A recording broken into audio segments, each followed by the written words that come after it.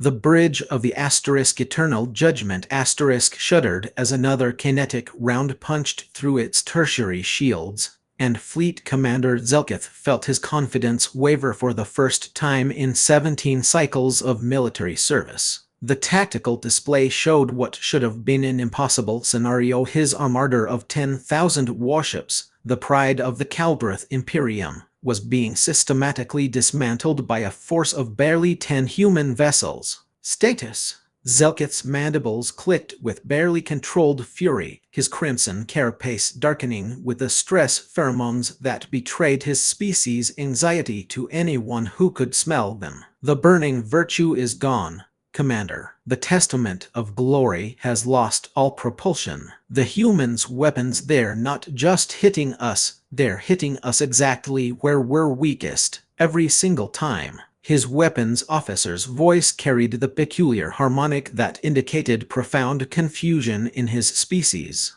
It's as if they can see through our hulls. Zelkith watched another of his destroyers blossom into an expanding cloud of debris on the display. The human ships moved like nothing he'd ever encountered, not with the ponderous grace of proper warships, but with a fluid, predatory economy of motion that made his combat algorithms scream with error messages. They didn't fight like civilized beings. They fought like they were playing. 3 hours earlier, this had all seemed so simple. The Kaldreth Imperium had claimed the Epsilon reaches 15 cycles ago, long before the humans had even achieved faster-than-light travel. When the pale-skinned primates had established their colony on Redemption's edge without asking permission, the High Council had been unanimous: remove them. Not exterminate the Imperium was not barbaric, but remove them forcefully enough that they would understand the natural order of the galaxy.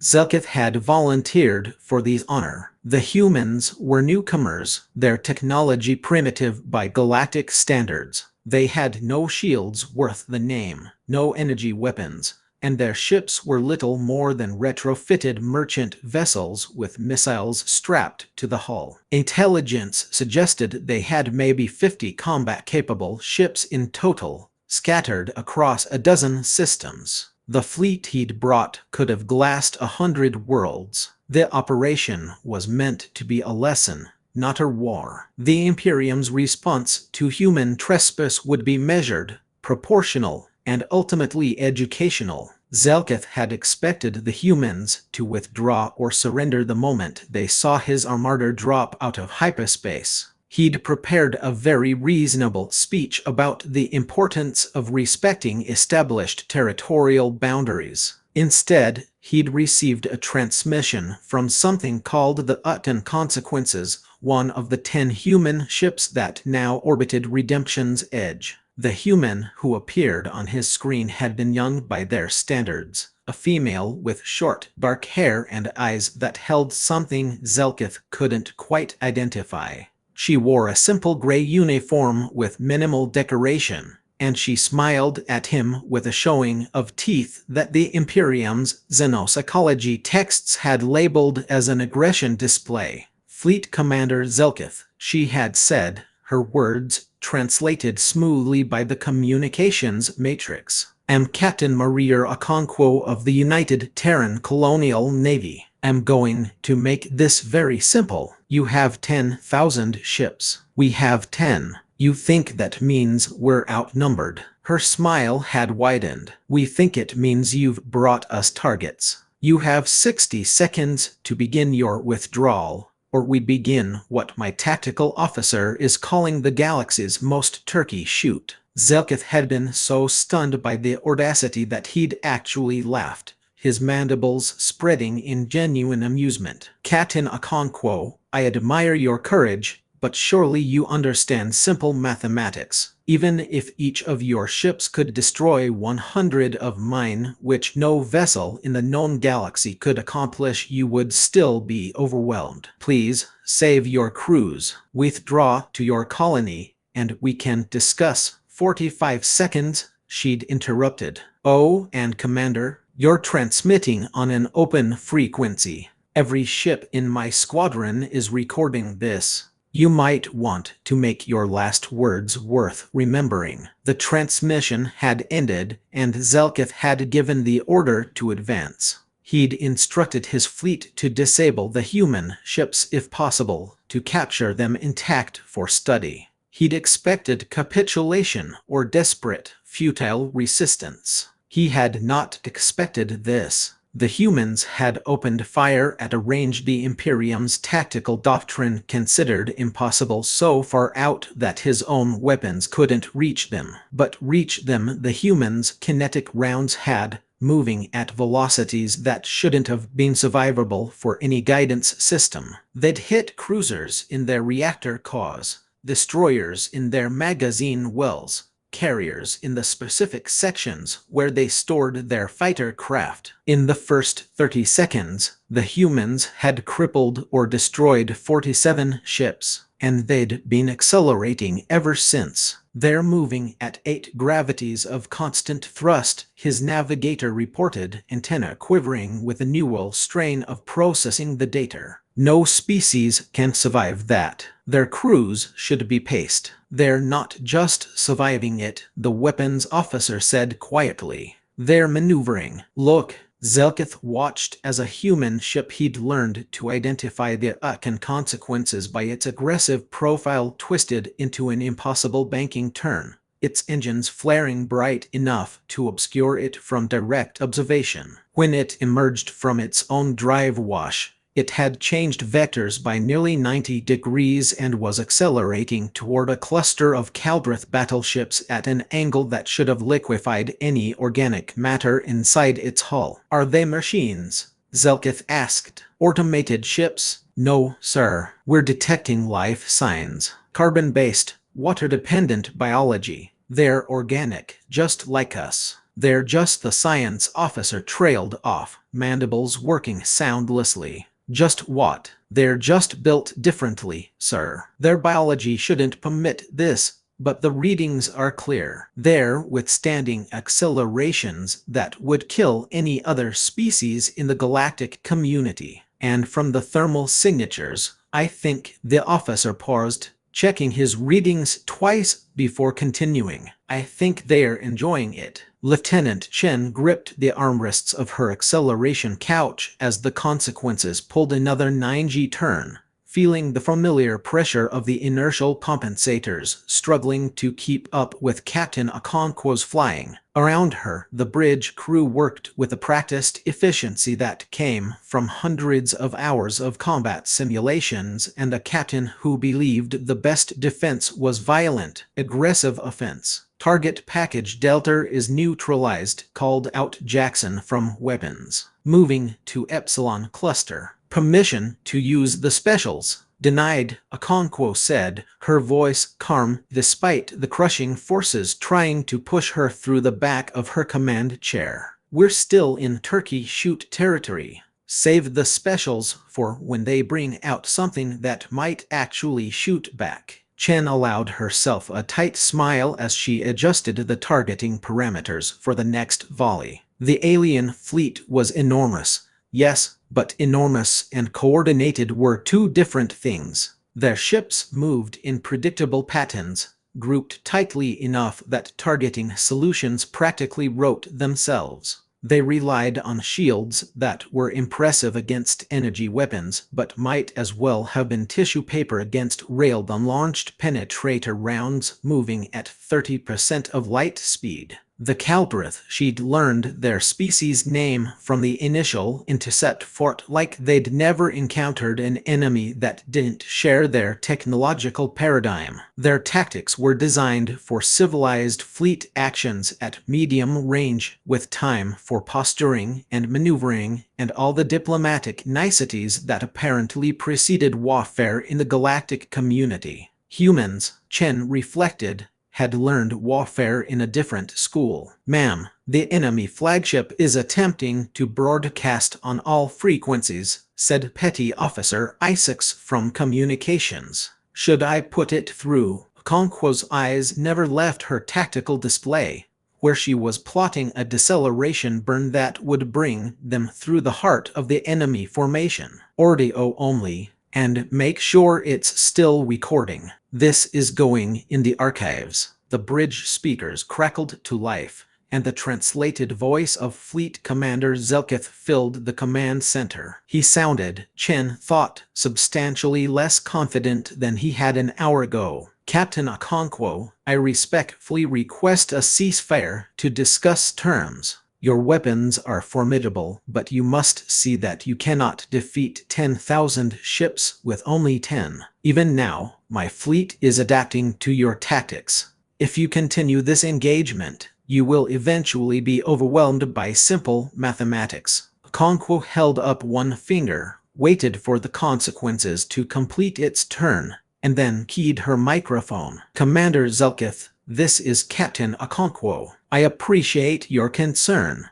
but we're actually having a wonderful time. This is the first real action my crew has seen in 6 months, and frankly, they needed the practice. That said, I'll offer you the same deal one more time. Withdraw now, or we'll continue the exercise. Exercise? The alien's voice carried a harmonic that the translator rendered as profound incredulity. Captain, in the last hour you have destroyed or disabled nearly 300 of my ships. My crew, my people, are dying. You call this an exercise? Chen saw Okonkwo's expression harden, the playfulness draining away to reveal the steel underneath. When she spoke again, her voice was cold enough to frost the bridge windows. Commander, we gave you fair warning. We told you to leave. You chose to ignore that warning because you saw 10 ships and thought you saw weakness. That was your first mistake. Your second mistake was thinking that this, she gestured at the tactical display showing the carnage of the engagement, is us trying. You want to know what's keeping your fleet alive. Restraint. Human restraint. We're using kinetic rounds because they're precise. We haven't touched our missiles yet. We haven't used our electronic warfare suite. We haven't deployed our fighter craft. And we sure as hell haven't used our special weapons. You know why? The alien didn't answer. Because we don't want to kill you, Commander. We just want you to go home and tell everyone you meet that humans are not targets. We're not primitives to be pushed around. We're not going to ask permission to exist in our own space. And if you make us stop being polite, if you make us actually fight instead of just shooting at things that can't effectively shoot back, Okonkwo leaned forward, her eyes locked on the view screen as if she could see through it to the alien commander himself. Then you won't have a fleet to take home, Commander. You'll have a debris field and a story no one will believe. Silence filled the bridge. Chen watched the tactical display, where the remaining Kaldreth ships had begun to pull back into tighter defensive formations. They were learning, adapting, trying to minimize their vulnerability to the humans' impossible range kinetic weapons. It wouldn't save them. Chen had already seen 3 ways to break that formation, but it showed they weren't stupid. I do not understand, Zelkith said finally. Your species is young. You have been in space for less than a standard generation. How do you fight like this? How do your crews survive the forces your ships subject them to? How do your weapons strike with such precision at such ranges? What are you? Okonkwo glanced at Chen, and Chen saw something in her Katin's expression that made her chest tighten with pride and sadness in equal measure. It was the look of someone about to tell a truth the listener wouldn't want to hear. We're human, Commander, Okonkwo said quietly. We're the species that evolved on a heavy-gravity death world where everything wanted to kill us. We're the species that fought each other for 10,000 years before we learned to work together. We're the species that put itself on the moon using computers less powerful than the translator you're using right now, because we were too stubborn to accept that space was beyond our reach. We've been practicing warfare against each other since before your civilization discovered fire. And now we're here, and we're not going away, and we're not asking permission anymore. She paused, then added softly, "Take your fleet home, Commander. Tell them what you saw here. Tell them humans will defend themselves. Tell them we'd rather have friends than enemies. But if they insist on being enemies," she gestured at the tactical display, "tell them we've had a lot of practice." The transmission cut off from the alien's end. "Multiple hyperspace signatures forming in the enemy fleet," Jackson reported. "They're bugging out, ma'am. Estimate 80% of remaining vessels preparing for jump." "Let them go," Okonkwo ordered. "Any ships that don't jump in the next 5 minutes, we disable." "Carefully. I want their crews to survive if possible. They've learned their lesson. No need to turn this into a massacre." Chen watched as the Kaldreth fleet began to collapse, ships winking out of existence as they fled into hyperspace. The ones that remained were either too damaged to jump or, she suspected, too proud to run. The consequences and her sister ships moved through them like shepherds through a flock, placing precision shots that destroyed engines without breaching hulls, that crippled weapons systems without triggering secondary explosions. It was, Chen thought, the most restrained display of overwhelming force she'd ever witnessed. In the command center of the Eternal Judgment, Fleet Commander Zelkith watched his armada disintegrate. The humans had been true to their word. They were targeting propulsion systems, weapons arrays, specific ship systems with a precision that spoke of targeting solutions more sophisticated than anything in the Imperium's arsenal. His fleet wasn't being destroyed. It was being dissected. "Sir, we need to withdraw,"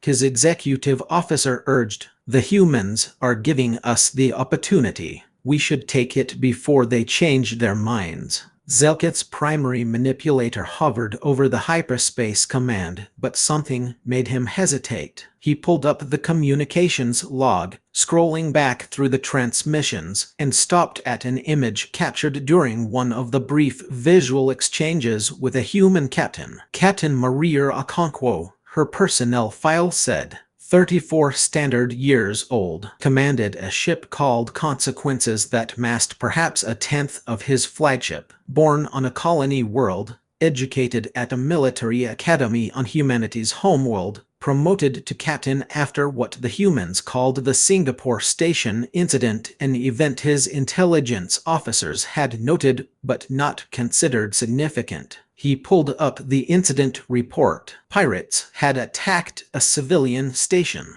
The humans had responded with 3 ships. The pirates had numbered 40. None of them had survived to reach trial. "How many ships have we lost?" Zelkith asked quietly. 417 destroyed. 2,312 disabled. Casualties are estimated at 40,000 dead.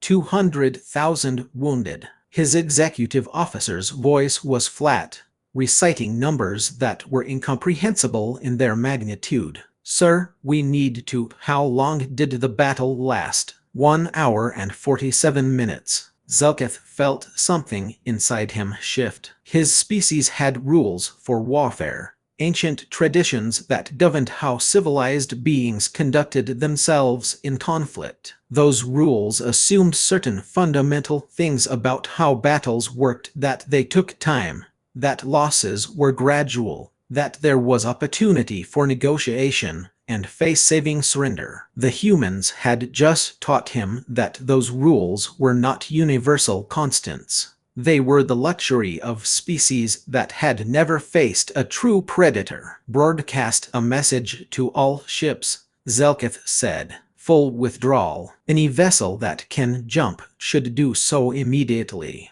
Any vessel that cannot should surrender to human authority and await rescue. No heroics, no last stands. We're leaving, sir." His executive officer looked confused. "We still outnumber them almost 200 to 1. "No," Zelkith said, still staring at the image of Captain Okonkwo's calm, confident smile. "We don't. We never did. We just didn't understand the math." He initiated the jump sequence, and the Eternal Judgment fled into hyperspace. Behind him, the human ships continued their methodical work, and Zelkith found himself hoping that the galaxy would listen to his warning when he delivered it. He suspected many wouldn't. They would hear the numbers 10 ships against 10,000 and they would think what he had thought, that humans were weak, overconfident, lucky. They would learn otherwise. They would learn what he had learned in those 97 terrible minutes, that humans measured strength differently, that they had spent their entire existence being outnumbered by predators and rivals and enemies, and that they had learned to thrive in those circumstances in ways the galaxy wasn't prepared to understand. The Galactic Council met in the Harmonious Spheres, a vast diplomatic station that orbited a pulsar system chosen specifically because its location was inconvenient to every member species. This, the founders had reasoned, would encourage brevity in meetings. It hadn't worked. The Council was currently in its 14th hour of debate regarding the human problem. Ambassador Threshik of the Kaldreth Imperium stood before the assembled representatives, his ceremonial armor polished, but unable to hide the fresh scarring on his carapace. He had volunteered to present the report on the Epsilon Reaches incident, despite the personal cost to his reputation.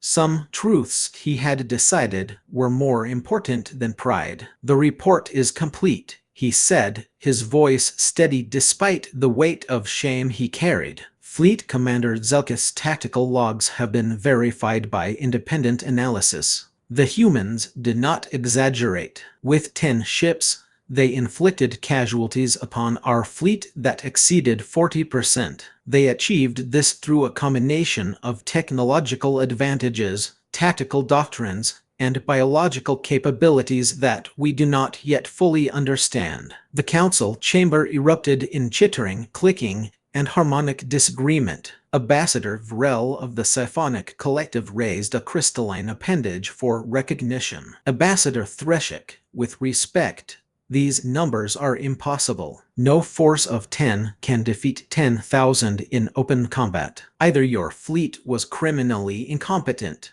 or this report has been falsified to hide some other truth." Threshik felt his shame pheromones spike, but he held his ground. "I have reviewed the tactical footage personally. I will transmit the relevant sections to the Council for verification. What I witnessed was not incompetence. It was obsolescence. The humans fight in ways we cannot match because they evolved in conditions we cannot survive." He pulled up a display showing a human vessel pulling an 8-gravity turn. "This is a standard evasive maneuver for their ships. The acceleration forces would instantly kill any member of this council. The humans have biological systems specifically designed to manage high-pressure situations, an advanced cardiovascular network, rapid oxygen distribution, and a skeletal structure that can withstand enormous strain. They pilot their ships personally,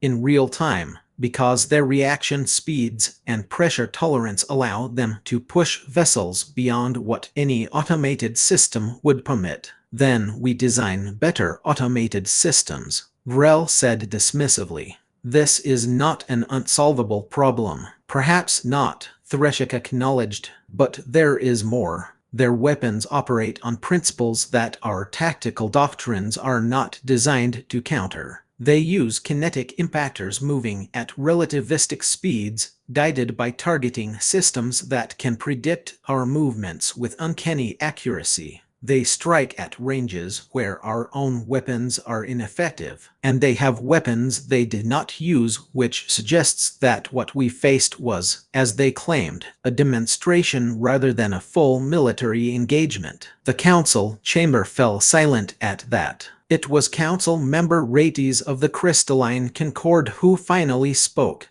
her voice resonating with harmonics that conveyed both curiosity and concern. "If what you say is true, then the humans represent a significant military power. The question becomes, what do they want? Are they expansionist, Do they seek to dominate the galactic community? Threshik considered the question carefully. He thought of the precision with which the human ships had disabled rather than destroyed the vessels that couldn't flee. He thought of Captain Okonkwo's words about preferring friends to enemies. He thought of the message that had arrived at the Imperium's capital 3 days after the engagement, a simple data packet containing medical treatment protocols for human-inflicted injuries, and an invitation to discuss territorial boundaries through diplomatic channels. I do not believe they seek domination, he said slowly, but I believe they will not accept subjugation. They are a young species,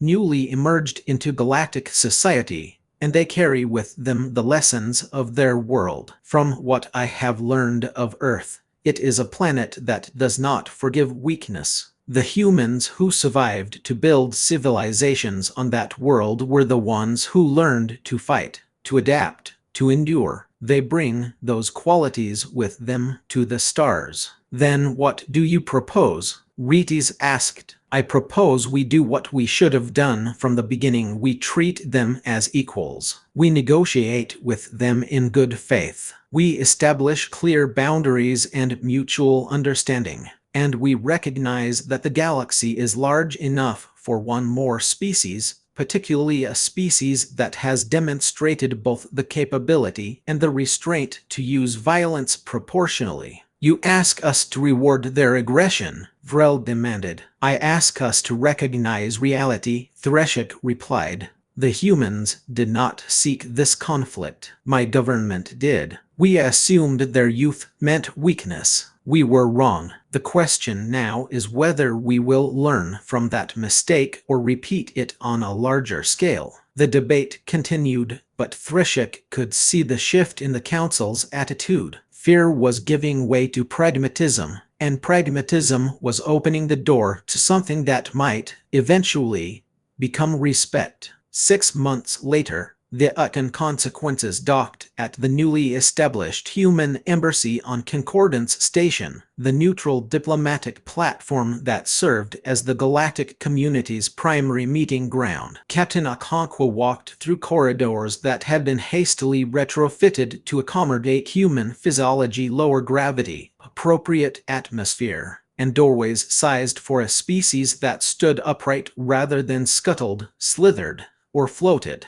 She was meeting with Ambassador Threshik, the Kaldreth diplomat who had become humanity's unlikely advocate in the Galactic Council. Their correspondence over the past months had been cordial, professional, and surprisingly open. Threshik, it seemed, was a being who valued truth over comfort. The ambassador waited in a meeting room designed for multi-species interactions, his crimson carapace gleaming under the station's artificial lighting. He stood as she entered.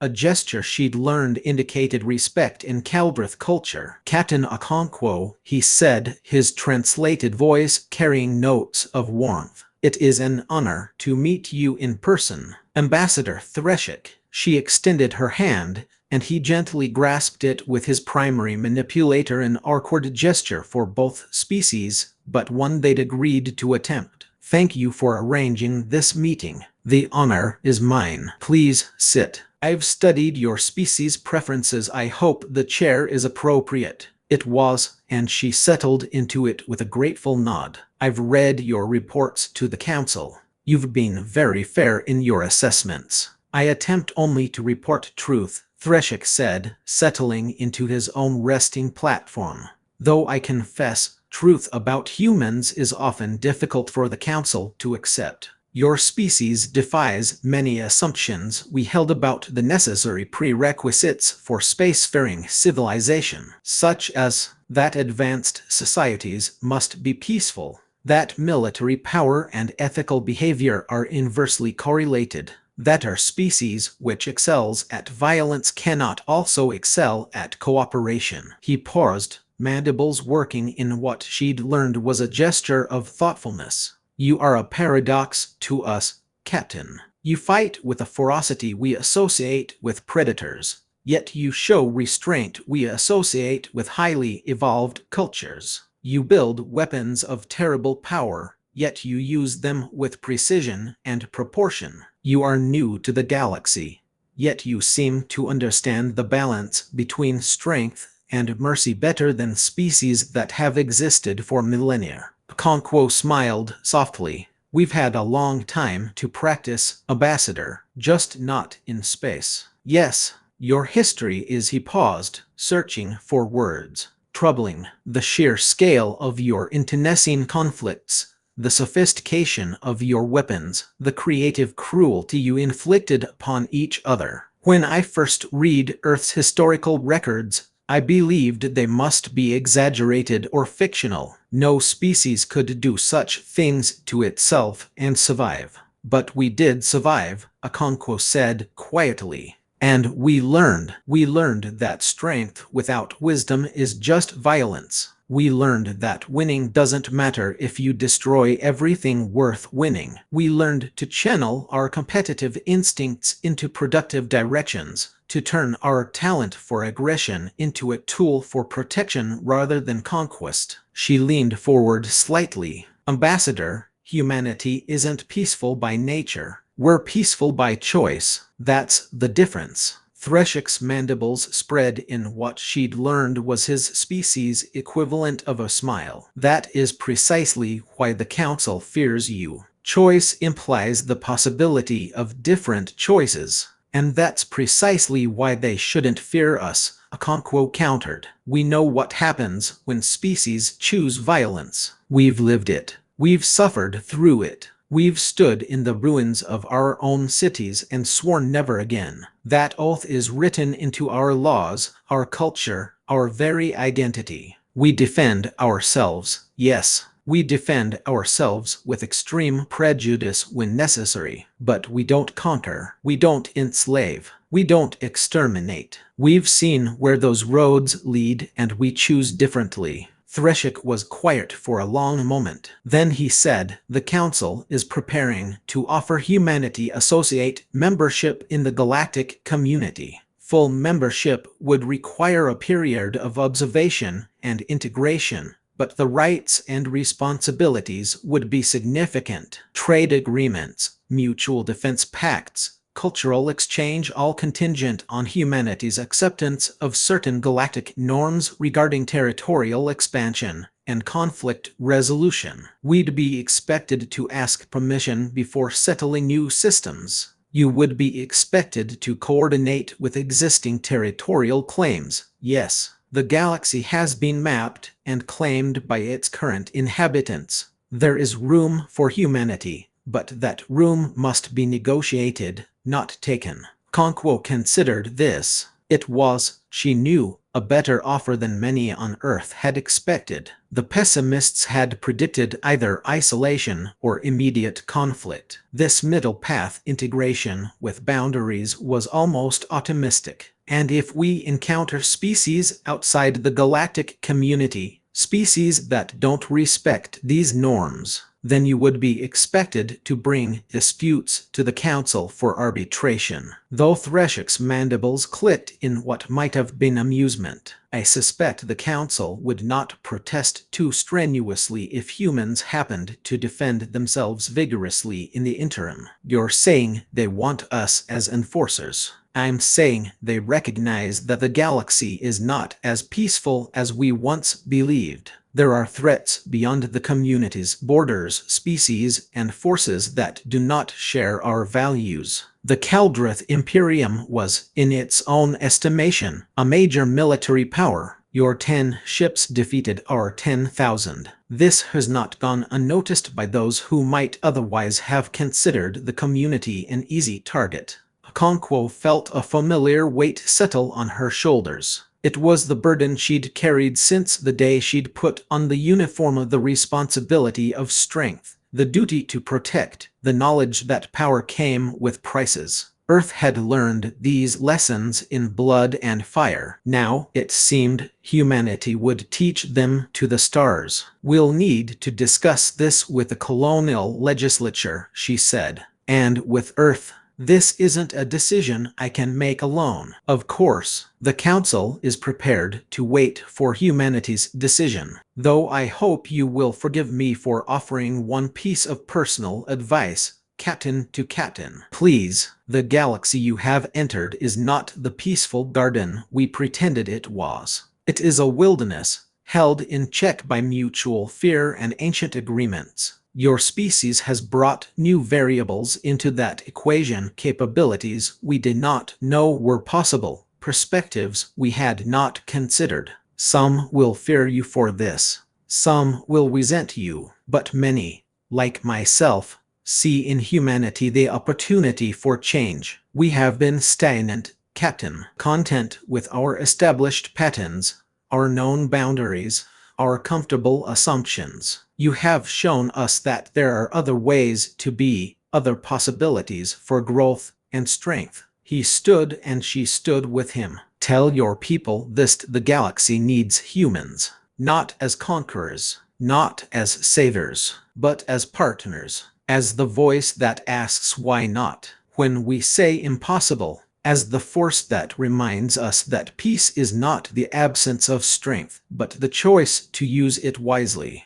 Tell them that the Kaldreth Imperium, which you defeated so thoroughly, wishes to be the first to welcome you not as enemies, but as friends. Okonkwo felt something tight in her chest loosen. She extended her hand again, and this time when Threshik grasped it, the gesture felt less awkward and more like the beginning of understanding. I'll tell them, she said. And Ambassador, thank you for your honesty, for your advocacy, and for being willing to see past what we did to what we could be. Thank you, Captain, for showing restraint when you could have shown only power. That, more than your weapons, or your ships, or your impossible tactics, is what convinced me that humanity deserves a place among the stars. 3 years later, the consequences led a mixed fleet through the Harrow's expanse, a region of space that had been contested between the galactic community and the Void Seekers, a xenophobic species that viewed all others as resources to be consumed. The fleet consisted of 20 human vessels and 300 ships from a dozen different species, all coordinated under a unified command structure that would have been unthinkable before the Epsilon Reaches incident. Lieutenant Chen, now Commander Chen and serving as the Consequences executive officer, watched the tactical display with the calm that came from experience. The Void Seekers numbered perhaps 2,000 ships, a formidable force by any measure. 3 years ago, she would have looked at those numbers and felt the thrill of a challenge. Now, with allies at her back and a galaxy that had learned to fight the way humans fought, she felt only the weight of responsibility. All ships report ready, she said to Captain Okonkwo, who sat in the command chair with the same calm confidence she'd shown that first day, when they'd faced impossible odds and called it target practice. Open a channel to the fleet, Okonkwo ordered. All ships, all frequencies. When the channel opened, she spoke not just to her crew, but to the hundreds of thousands of beings from a dozen species who had chosen to stand together against a common threat. 3 years ago, humanity announced itself to the galaxy in a way we never intended. We showed our strength, our capabilities, our willingness to defend ourselves. Today, we show something more important: our willingness to defend others. The Void Seekers have chosen to reject peace. They've chosen to prey on the weak, to ignore all offers of diplomacy, to treat sentient life as disposable. This ends today. She paused, and Chen saw her captain's expression shift to something harder, colder, more focused. It was the face Maria Okonkwo wore when she'd decided someone needed to learn a lesson they'd never forget. We are outnumbered. This is nothing new, but we are not outmatched. We have trained together, fought together, learned from each other. Every ship in this fleet knows the human doctrine: hit hard, hit fast, hit exactly where it hurts most.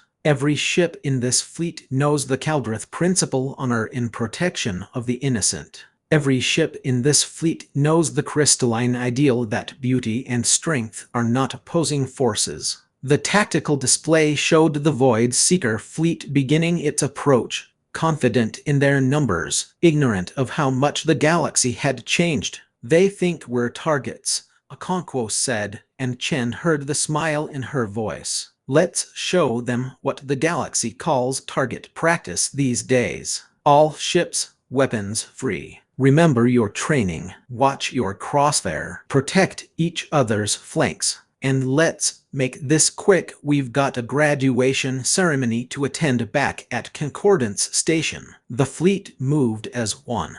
Human vessels leading the way with their impossible maneuvers and devastating kinetic weapons, allied ships supporting with their own unique capabilities. The crystalline Concorde's ships created interference patterns that disrupted enemy targeting. The Sci-Fi Collective's vessels drained shields with precise energy manipulation. The Kaldreth Imperium's heavy cruisers provided the anvil, while humanity's ships played the hammer. It was, Chen thought, beautiful in a way that combat rarely was. Not because of the violence, but because of the cooperation. A dozen species that had barely trusted each other 3 years ago were now moving like parts of a single organism, compensating for each other's weaknesses, amplifying each other's strengths. The battle lasted 43 minutes. When it ended, the Void Seeker fleet was either destroyed or fleeing into deep space,